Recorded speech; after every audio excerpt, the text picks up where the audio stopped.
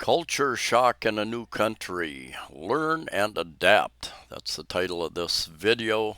Decided to do this topic after visiting a number of sites. Titled "Why Are So Many People Leaving?" Thailand, Vietnam, Cambodia, Ecuador, Panama, Costa Rica, uh, Spain, the various countries around the world. You can find those types of videos. And a big issue is adapting to the culture, the new culture. I'm in the Philippines, been here 3 trips, 10 years in the Philippines, 6 different condominiums. And I had an advantage, I think, in that in the U.S. I moved fairly regularly. Traffic is one of the one of the big culture shocks if you've come from an organized culture. The chaos here, the lack of traffic rules and enforcement. Interesting experience, to say the least. But anyway, yeah, familiarity. I had some advantages in that. In that I traveled from the Midwest, Minnesota to Arizona to South Dakota to Arizona to Nevada to Southern California to Nevada to Arizona. And in my business, especially my noise control business, for many years in the U.S., I traveled the whole Southwest, Texas, New Mexico, Arizona, Nevada, did business, California, all those states, even a couple times up into Washington, Oregon, and Utah. So I spent some time, and see, we share the road here in the Philippines, and traffic in different countries much different than in the U.S. In fact, the last accident I had, gosh, 2 decades ago, probably 20 years ago. So many new people coming into the U.S. I had a lady turn right in front of me, and I couldn't stop in time. And we both had green lights. But she turned. She was coming towards me. She took a left turn right in front of me. And her excuse was, first she claimed she didn't speak English. She was from Colombia. Her excuse was, I had a green light. She had a green light. And I said, yeah, we all have green lights. You don't turn in front of somebody.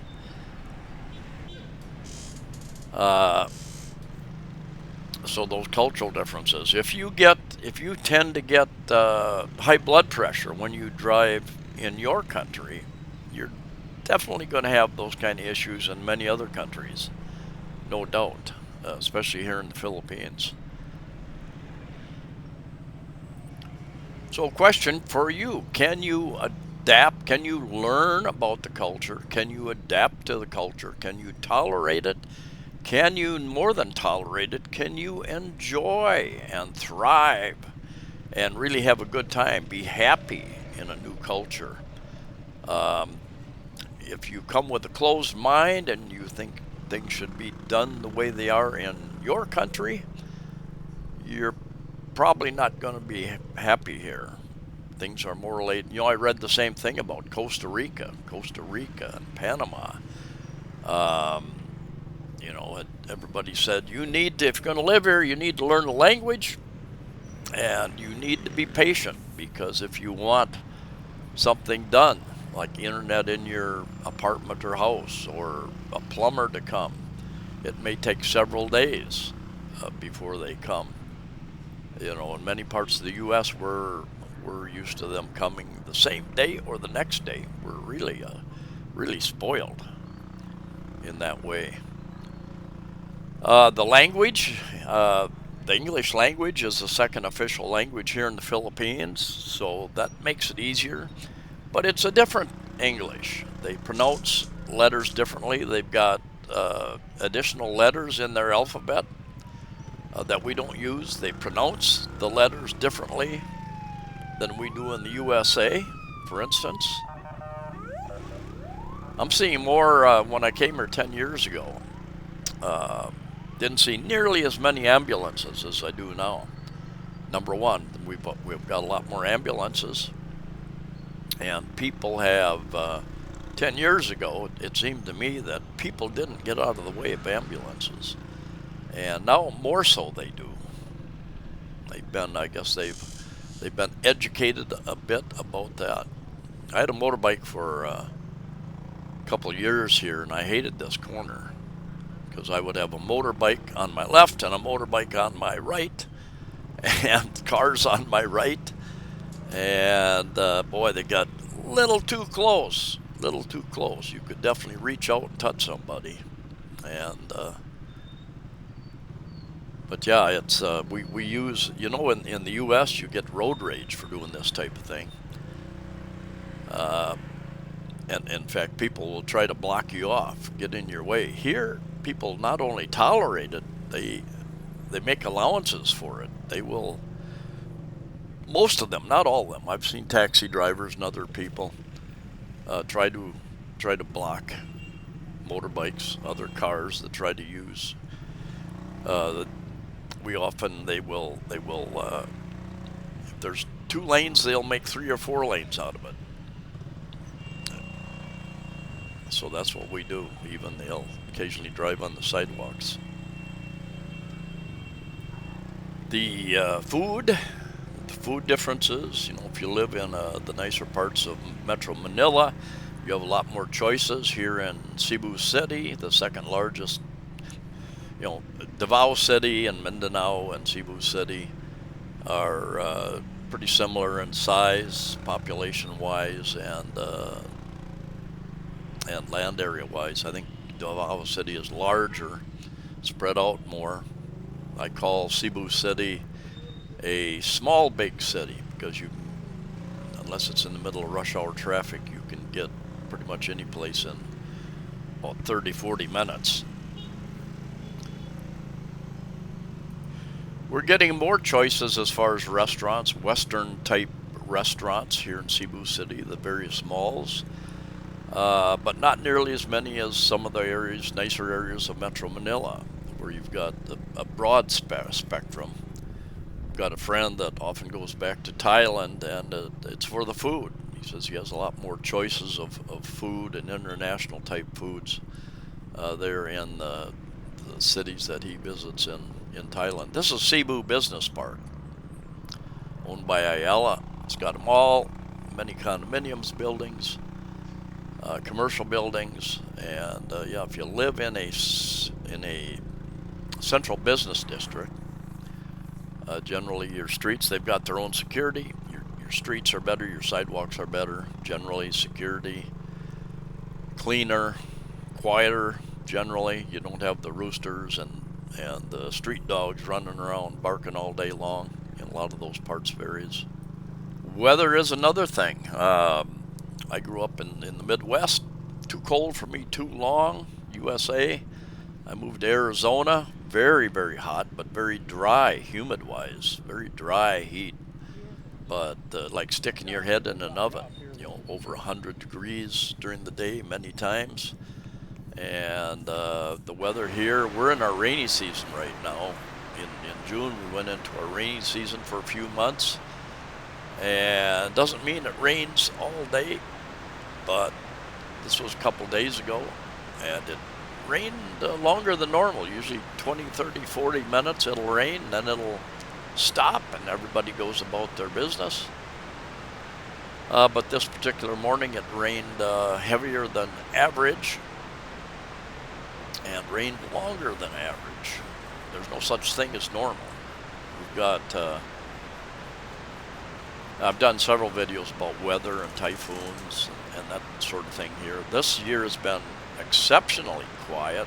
We've only had a first named storm. In fact, I think they even named it a typhoon. Kind of brushed along the northern Luzon island.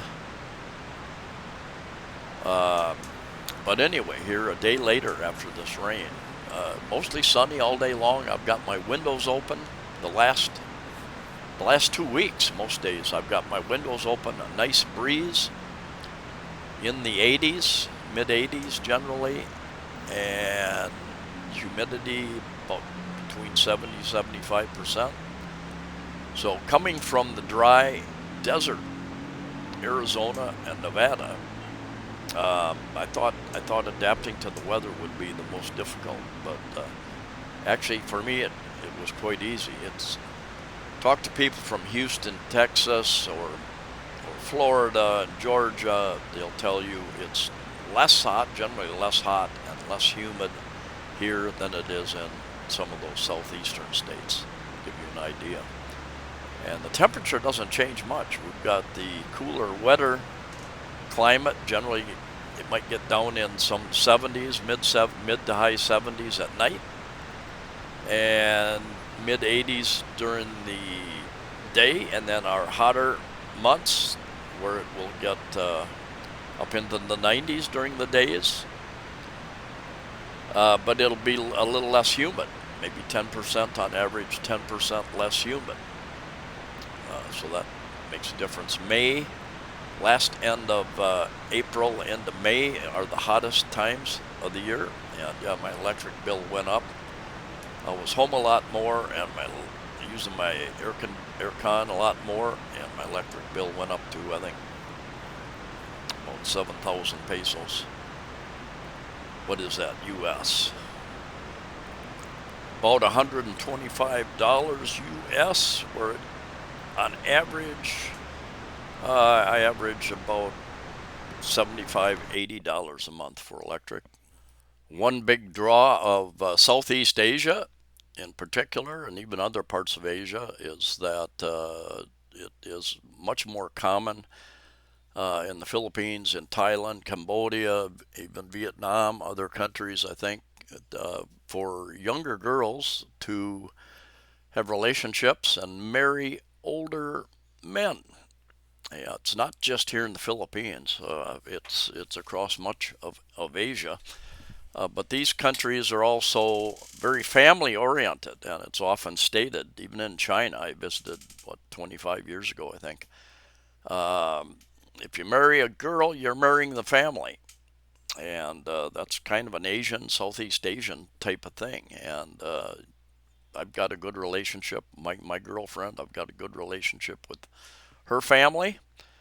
And yeah, we go every couple of months or so. Somebody has a birthday, something like that, some holiday celebration, and yeah, have a good time. But yeah, it depends on the family. I've met guys that did not have a good relationship with the family, so that's something to consider as you pursue a relationship. Would I suggest? It's very easy to fall in lust very quickly here, and girl moves in with you. I know like 80% plus of my viewers are men. I don't want to leave the girls out here, uh, but I've had a friend subscriber, and yeah, many months ago he told me, yeah, my girlfriend moved in with me, and I don't know how that happened, and she doesn't want to move out. Yeah, you invite them over and they never leave type thing. And I've heard that type of story oftentimes. They don't do much of this casual dating type thing. They get very serious very quickly. It's like after a couple dates, they think you're engaged. So take it slow. Number one, do you have anything in common? Is it important that you have anything in common? I've been with my girlfriend 6 years, and we don't have a lot in common. I learned to scuba dive here. I like the water, and she's kind of afraid of the water. We eat different things a lot of times. Sometimes we'll cook like a beef stew. She likes it, and and I like it. We'll cook up a big batch or some pasta, something like that. But usually she eats her own breakfast. I eat my eggs and bacon, or eggs or something else. And yeah, we have grown real close, good relationship. We understand each other. We tolerate each other's faults. The language confusion has gotten better, but still, even just last night, she was saying some word. I had to ask her like four times because she was pronouncing it different than the way we would pronounce it in America. Didn't sound anything like what we would say it. Many many Asian cultures, probably Latin cultures as well, are much more communal, family oriented, respectful, still respectful of elders, and there is a thing here where even when I go visit her family, anyone younger than me pretty much takes my hand, places it up to their forehead, kind of as a sign of respect, a blessing, if you will. Different cultures have different ways of doing that. I think Thais and some other Asians, they'll put their hands together and the person who bows the younger person, showing respect to the older person, will generally bow deeper than the other person. I think it's in Japan and many other countries as well. Interesting comment. I think it was in Facebook. I kind of followed a number of different forums, if you will, Facebook pages. And a guy asked, he said, I live in the Philippines for several years. A couple times a month, I throw a barbecue, invite all my neighbors, and if I invite 10, 50 will show up because those people will invite their families and their friends and their neighbors. Um, so he's learned he always has to cook a lot more. And he says, then uh, everybody everybody has a container and they pack stuff up to take take take some of that food home with them. And he asked, is that normal in Filipinos? And there was a lot of comments from foreigners and Filipinos saying, yes, yes, it's very common here in the Philippines, and even Philippine communities outside of the Philippines, living in America and other countries. Same thing. If you're invited to a birthday or some celebration, everybody is pretty much divides whatever food is left. They divide that food up and they take it home. And I dated a Thai Chinese girl in LA for about a year, and I know they would do that with a Thanksgiving one year, and some of her Thai friends came over, and yeah, everybody ate very quickly, and right away started dividing all the food up. They ate very quickly, which was strange. I like to take my time. It's like I'm barely getting into my food, and everybody's packing the food up to take home. It was an interesting experience, to say the least. Eating with your hands is very common in some countries, including the Philippines. And yeah, sometimes I go to a party, I'll be the only one with a fork and spoon. Um, some people will put a little plastic glove on. Other people will just use their fingers, pick up the rice, the meats, various things, and everybody shares whatever's on the table.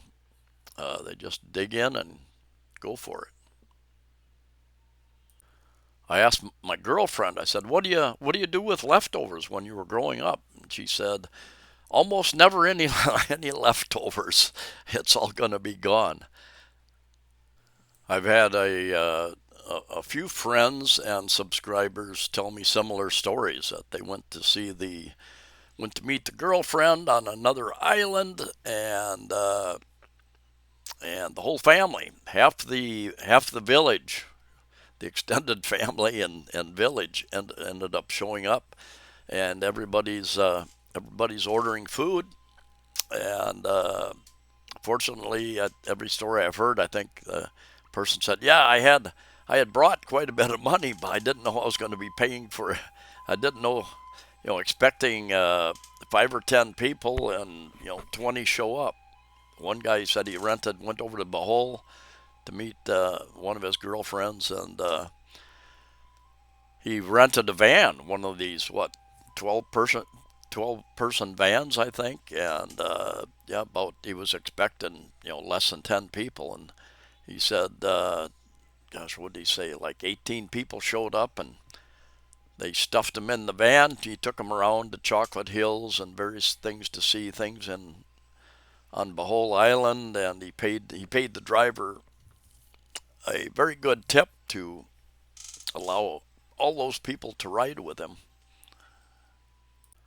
And that's another thing. And other than Cambodia, who uses their Cambodian money, but they also accept the U.S. dollar.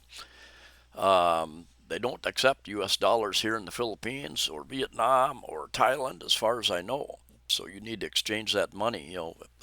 That can be. Took me a while to get used to that, and thinking in pesos and dollars, doing the conversion. Um, you think you're rich. You think you're rich here for a while, and you spend too much money. It's easy to do right away. There's so many needs, and you want to help people. But getting used to that money and the fact that it's a cash society, more and more they're getting these digital. You put money on a digital account on your phone, and you pay with Gcash or Maya Cash or the many different types of digital cash, where you basically, like a debit card, you have to put money on that card, have a have an account, and then you can pay with that. When I went to Vietnam a number of years ago, that was most difficult. They've never devalued their money. Uh, so, yeah, I think I took a 2 day tour down the Mekong River, and cost me 1,200,000 dong, something like that. I think that's the Vietnamese dong, I believe. And it's like, wow, that seems like a lot of money, but yeah, it was like, gosh, less than $50, I think, for a 2 day, and that included hotel room, 2 nights in a hotel, and 2 meals a day, I believe. It's very, very cheap, but it sounded very, very expensive. So the question for you today is, can you adapt? Can you adapt and enjoy your life in Philippines or any other country that you're thinking about? Um, there's no perfect place, no perfect place, but there's a lot of advantages. Philippines, there are the English language is a big thing. Uh, the fact that they're very welcoming, they're very tolerant, and smiling. You can have a conversation with almost anybody. I greet a lot of people. A friend of mine from New Zealand says, I go down, so I say hello, good morning, good afternoon, and I get a response 95% of the time. And people smile. If you smile, you get a smile back. They don't know who you are, what your intentions are, what language you speak. Even if you look like a Westerner. You might be from Europe, and you don't speak English, so they don't know who you are. Well, I've met some Germans speak very good English. I've met Germans who are not comfortable with English, so, as a matter of fact. Um, but yeah, if you that smile goes a long way in many cultures, and being friendly. Confrontation is looked on very, very badly here in the Philippines and in many Asian countries. So if you confront somebody, if you're aggressive, confront somebody, generally makes the situation worse. Especially if you need something from a government agency, and then you start getting demanding. And I know a number of people who have done that. I've seen people do it, get into an argument, try to make their case, and I suspect their file went on the bottom on the very end of the pile and was delayed even further. But embarrassing somebody, confronting somebody, especially in public, in front of other people, not a good way to go in many cultures. So if you're that type, um, you may not get the respect of people here. Once you lose once you lose that respect, it's hard to get it back. It's something you have to earn anyway. Wherever you go in the world, think about that. Think about having an open mind to their culture, and yeah, adapt to it.